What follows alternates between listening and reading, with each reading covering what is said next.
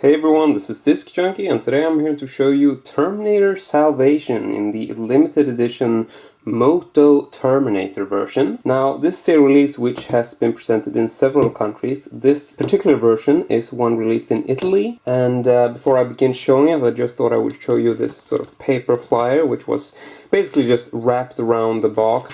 Basically just went around the box like so, and as you can tell from this particular flyer, they didn't just use like a glue spot, they used like a fucking glue strip. I don't know, it's like a fucking cum drip stain, I don't know what to call it. It's just, this thing actually leaves residue on the actual box. I mean, look at the bottom of this, you actually have like air bubbles all along the bottom of the box here, and even worse, it actually left these sort of darkened stains on the back cover here. Just, you know, slight sort of trace of air bubbles. So you know, I don't understand why they don't test for these things, or why, if you're gonna seal it with the box, why put glue on it anyway? Because you have to remove this. You can't open the box unless you remove the paper flyer. So why the hell glue it on to begin with? I don't know, it's just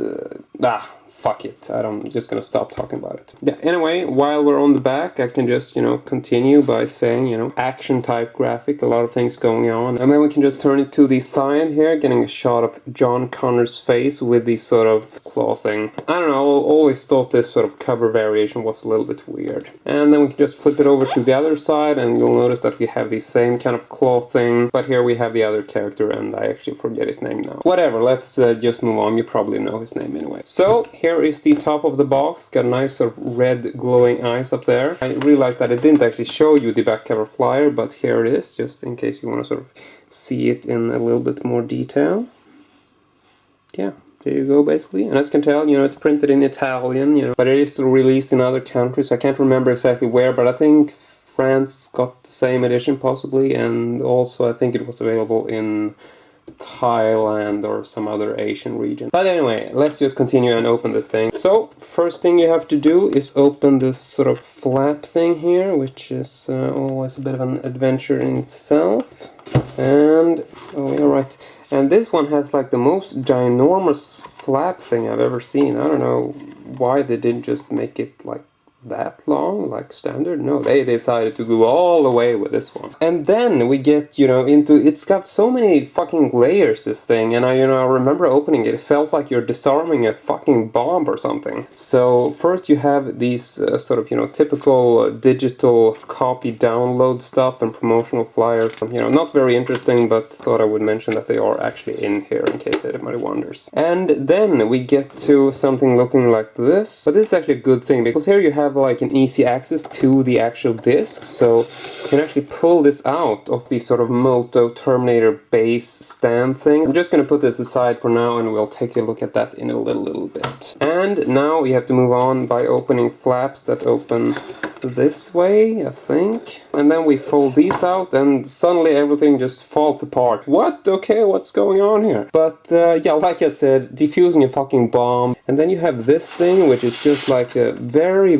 thin, papery backdrop. And you don't really see this too much inside the box when you're looking at it closed. But you know, this is actually a pretty good looking sort of backdrop picture, which yeah, you don't really notice it in there, but it is actually quite nice. And I'm just gonna take the box away so I can show you the Moto-Terminator in a bit more detail. And I gotta say that it is actually very nicely packaged, you know, there's no real risk of getting transit damage or such. So here we got a loose piece, and then these things sort of just fold out to the sides, and we can lift out the Moto-Terminator. So, here it is, and I gotta say that I was actually surprised at the detail of it. It looks really good. If we turn it over, you'll notice that this is where the disc was. So basically this just goes in there like so. Yeah, easily accessible, but then, you know, it stays in once you put it in there, you know, so it doesn't really fall out. And looking at the disc, we just basically have to twist this top part, like so.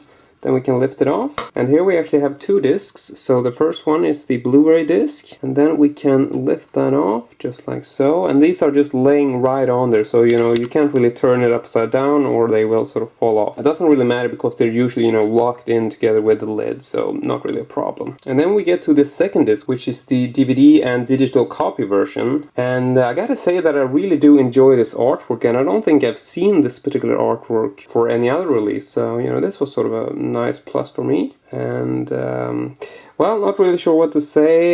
You know, if we remove this, there's really nothing behind it, you know, no artwork or anything. And when you're done watching the movie, you know, just put the lid back on and twist it and it locks in place. So yeah. And now I'm gonna continue by looking a little bit closer at the Moto-Terminator. And as you can tell here, it's got a, you know, pretty nice base, got some little skulls and stuff. And as you might, you know, it might be a little bit hard to see sort of what it looks like. So I figured, why not just pop the Moto-Terminator off the base. This was a big surprise to me. I didn't really know you could do this with this version, and you basically have these simple holes in the wheels, and these holes are different sizes, so you can't turn it the wrong way. It only fits one way. And the wheels don't turn either, in case anybody wants to know that, you know, but it does actually stand on its own if you just want to put it like on the table and stuff. And you know, there's no real stand or anything. It's basically just leaning against these sort of semi-soft sort of wires or whatever you want to call them out on the sides here. And here's just a bit of a closer look at the sort of base. As you can tell, you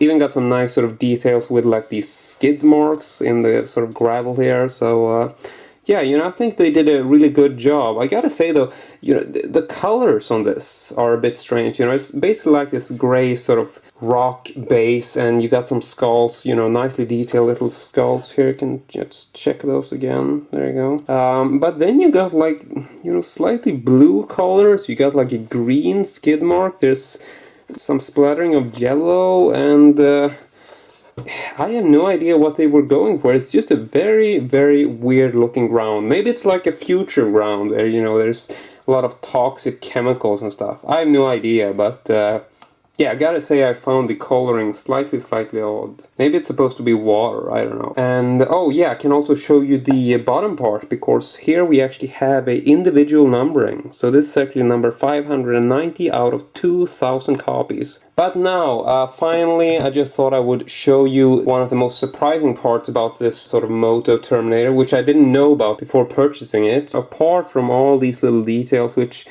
gotta say are actually quite nice. It sort of looks like, I don't know, almost like some kind of insect or something. I don't know, it sort of looks like a metallic shrimp on wheels or something, you know, doesn't it? And I thought they were pretty cool in the movie. Wasn't too crazy about this when I saw sort of like the preview shots of it, you know, I thought like, you know, it looks a bit weird. But, you know, actually buying it, I gotta say that it is actually a pretty cool box set. Just very, very weird. But what I wanted to show you is that on the top here we actually have a small button, and it's hardly noticeable because, you know, the whole design is so intricate. But this little square shaped thing right there, that is actually a button. So now I'm just gonna show you what happens when we push it. Whoa! Boy got lights, don't you? So yeah, basically here you have these red lights which basically just light up, and then they turn off automatically in a couple of seconds. So, you know, even if you push it once and then push it again, they don't really turn off. They basically just, you know, just leave them there, and then after a couple of seconds they turn off. So yeah, I don't really have an opinion on it. I think it's, you know, pretty cool that you can turn the lights on, but I think it would be better if you could actually just leave them on, you know. I don't know why you would want to automatically turn them off. I mean, supposedly if you want to play with this thing, I don't know who would do that, you know, being a collector. But suppose you buy this because, you know, you want to get like a toy for the kids, and they can also watch sort of like a not very violent action movie, you know, starring Christian Bale, and they want to play with this. In the meanwhile, you know, they will sort of, and I'm guessing they will be pretty irritated that, you know, you can't keep the lights on, because, you know, sort of, you have to play fairly quick, you know, you put it down and then like rum, and yeah, the wheels don't turn, and then it's over. But anyway, I really do enjoy this. I think it was pretty cool. And the little paper thingy here, which I didn't really talk about, that is basically just an instruction to show you how to put the batteries inside the Moto-Terminator in case you want to switch them out. But anyway, that is it from me today, and I'll be editing out the time it took to sort of figure out how all these flaps work together again. And so, really hope you enjoyed this, and as usual, I hope to see you all next time.